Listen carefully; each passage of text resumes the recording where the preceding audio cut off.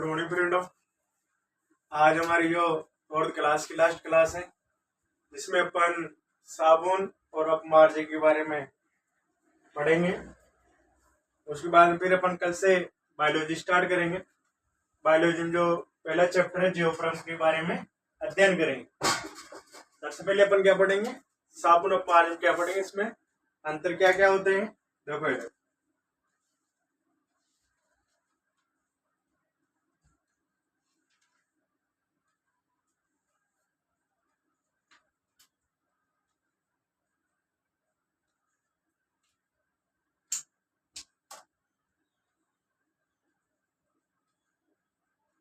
साबुन व अपमार्जन। साबुन तो आप सभी डेली सुबह पहले नहाने में काम में लेते हैं, जो अपमार्जक है जिसको वॉशिंग सोडा में काम आता है, तो अपमार्जक है ना। देखो सबसे पहले अपन पढ़ेंगे साबुन।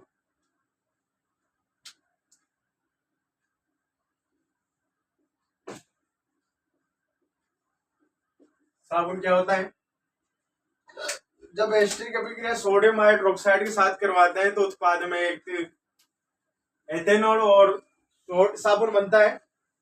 देखो इधर, जब एस्टर की अभिक्रिया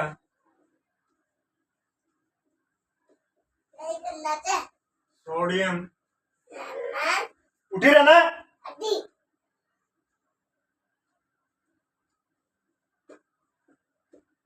सोडियम हाइड्रोक्साइड के साथ NaOH के साथ करवाते हैं,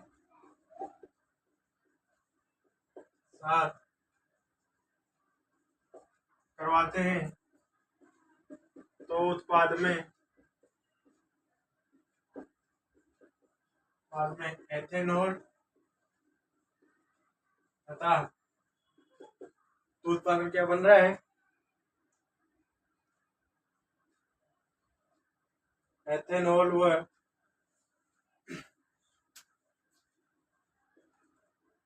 कार्बनिक ऑर्गेनिक कार्बोक्सिलिक अम्ल प्राप्त होता है तथा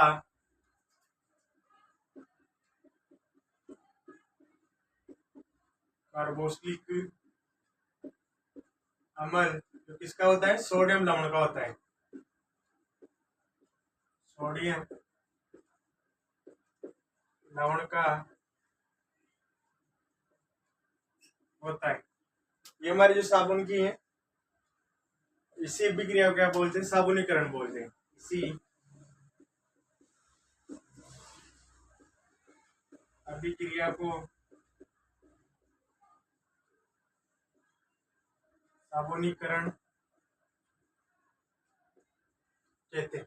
तो देखो इधर एस्टर होता है CH3 COO,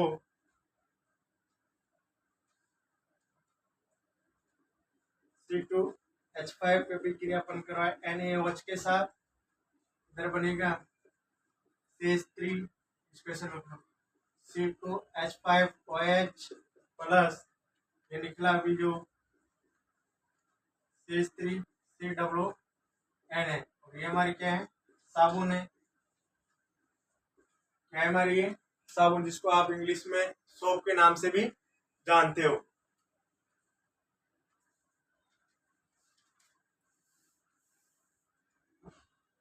अब देखो इसके क्या क्या यूज होते हैं।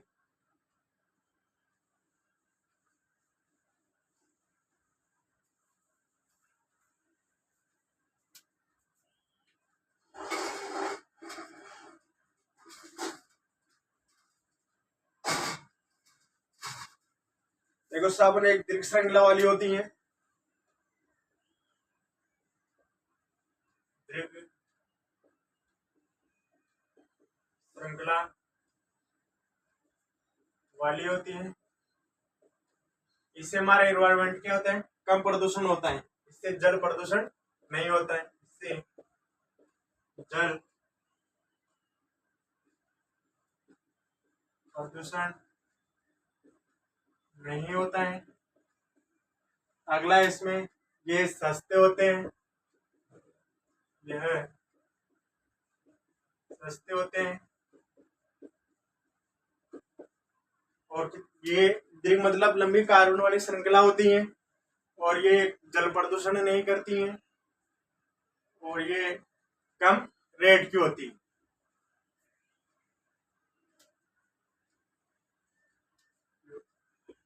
इसका निर्माण वनस्पति तेल तथा जंतु से बनाया जाता है, जंतु से बनाया जाता है। अब अगला टॉपिक है इसमें अपमार्जक।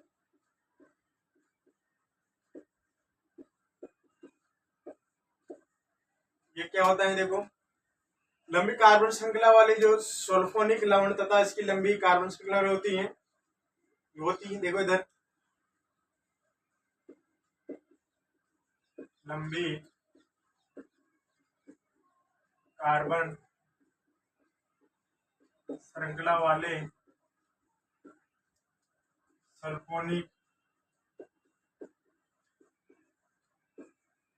सल्फोनिक लवण तथा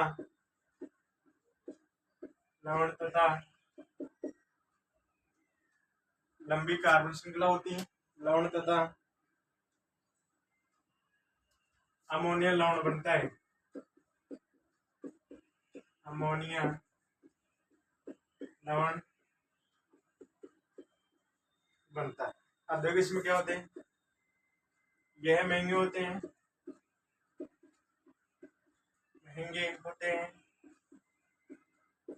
जल प्रदूषण होता है,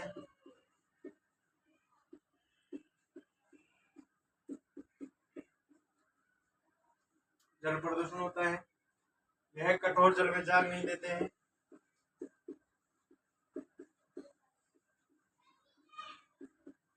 जल में जाग नहीं देते हैं, और ये कठोर जल में क्या देते हैं, इसका लिखना यह है कठोर जल में क्या देते हैं, जाग देते हैं। ठीक है, ये हमारा जो साबुन अपमार्जक वाला हो गया, ये कंप्लीट हो गया। इसके बारे में देखो अंतर मैंने बता दिए। जो हमारा साबुन है ये कठोर जल में जाग देता है, और अपमार्जक कठोर जल में जाग नहीं देता है। साबुन जो सस्ते होते हैं ये महंगे होते हैं। इधर देख 2-3 अंतर लिख लो इसके, क्वेश्चन पूछ लेता है बोर्ड एग्जाम में।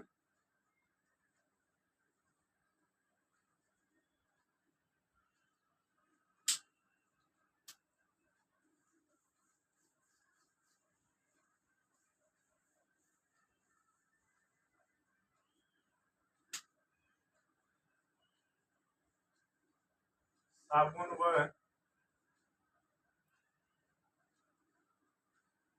अपमार्जक में अंतर, ये हमारा टॉपिक है।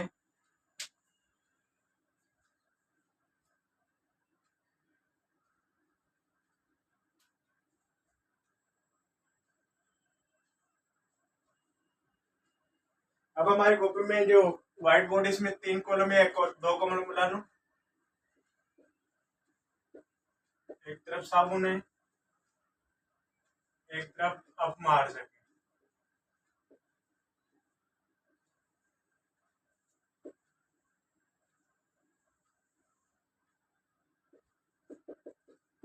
क्रम संख्या यह सस्ते होते हैं, ये क्या होते हैं, महंगे होते हैं।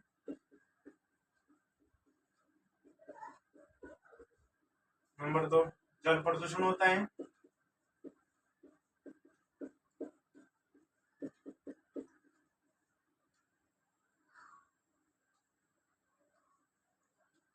इससे जल प्रदूषण नहीं होता है,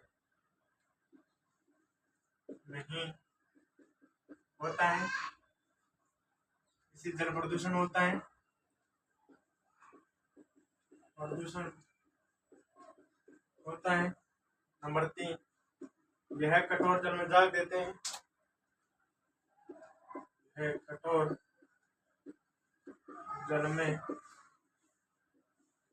झाग देते हैं, यह कठोर जल में क्या नहीं देते, झाग नहीं देते हैं।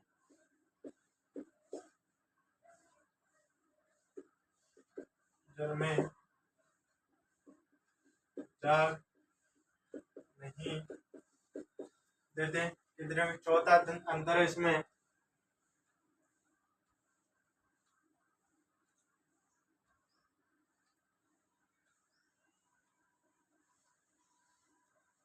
यह वनस्पति तेल तथा जंतु की वसा से होता है, वसा से होता है। और जिसका निर्माण है कोयला और पेट्रोलियम से होता है, कोयला और पेट्रोलियम तथा हाइड्रोकार्बन से होता है, तथा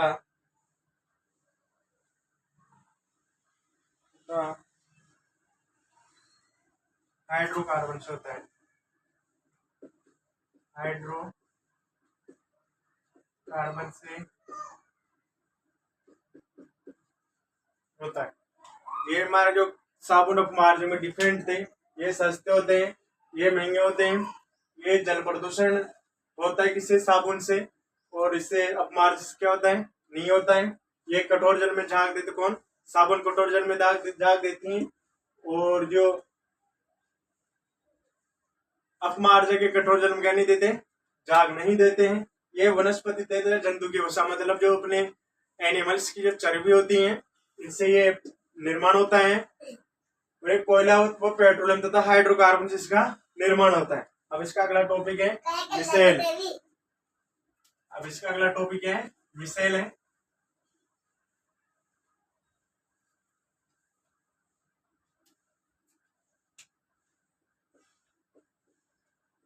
मिसेल क्या होती है, अब देखो इधर,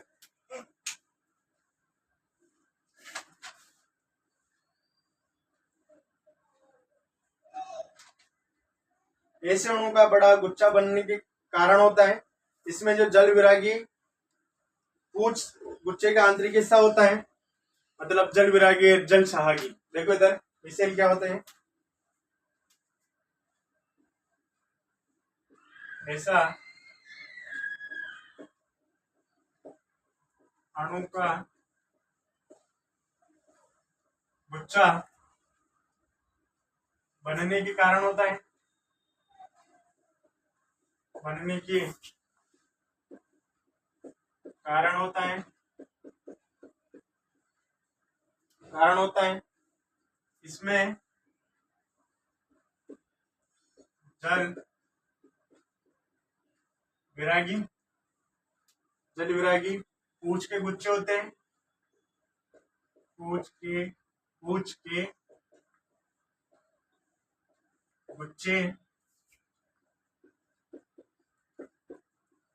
होते हैं के आंतरिक हिस्से जल विरागी के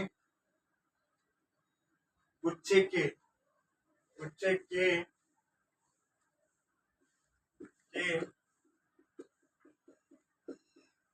आंतरिक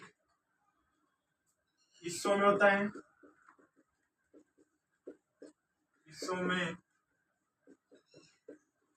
होता है। जबकि इसका आयनिक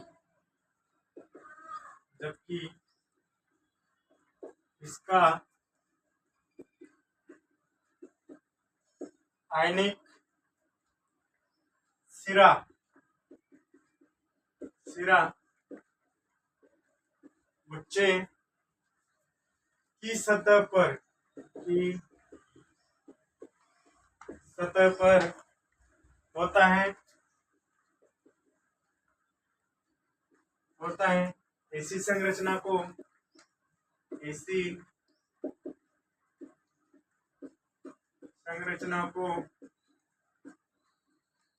मिसेल कहते हैं। अब देखो मिसेल की स्ट्रक्चर क्या होती है,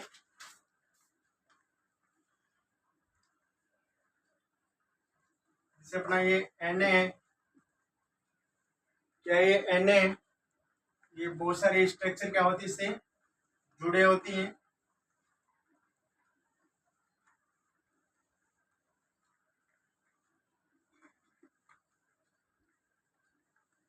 ये जुड़ी होती है, इसको Na को रहने दो। ये हमारी जो मिसाइल की स्ट्रक्चर है, अब इसको गोले को बता दो। अब ये देखो कैसे बनी होती हैं, ये किसके स्ट्रक्चर हो गए, मिसाइल की संरचना। और भी पॉइंट इसमें देखो, इधर मिसाइल क्या क्या होते हैं, ये साबुन को स्वच्छ बनाने की, तो इसमें एन इससे जो मेल है, इससे मेल आसानी से हट जाता है। और दूसरा इसमें साबुन शौच करने में होता है, इसमें साबुन शौच में।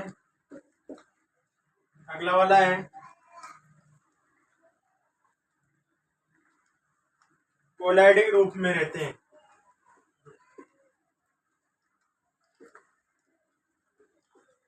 कोलाइडी रूप में होते हैं। मेरे अंदाजे से सेल होगा और बीच में क्या होगा, एन प्लस का। ठीक है, ये मिसाइल हो गया।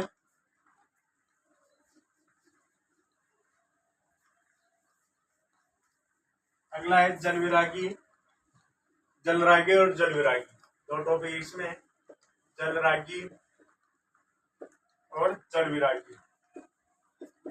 जलविरागी देखो इधर, पहले तो देखो जलविरागी, इसमें जो जल का विरोध करते हैं, इसमें जल का क्या करते हैं, इसमें विरोध करते हैं।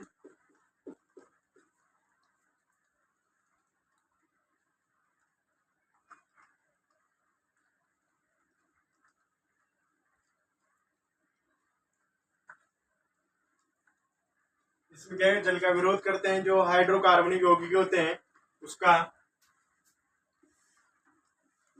हाइड्रोकार्बन में विलीय हो जाते हैं, विलीय सील सिरे होते हैं। और इसका ये उल्टा हो जाएगा, जलरागी में जल के क्या करते हैं, स्नेह करते हैं। देखो इनके दोनों सिरों, इनके हाइड्रो है ना, दोनों सिरों पर विभिन्न गुणधर्म होते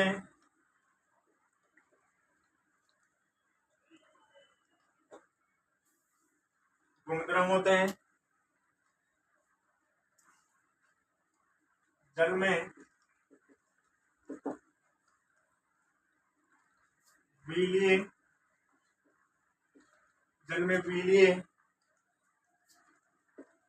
एक सिरे को जलरागी कहते हैं। जलरागी